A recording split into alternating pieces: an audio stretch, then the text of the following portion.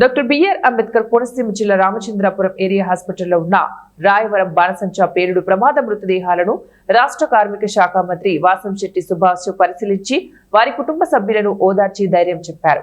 Postmortem పూర్తి చేసి కుటుంబ సభ్యులకు త్వరితగతిన మృతదేహాలు అప్పగించాలని హాస్పిటల్ సూపరింటెండెంట్ డాక్టర్ ప్రవీణ్ కు ఆదేశాలు జారీ చేశారు.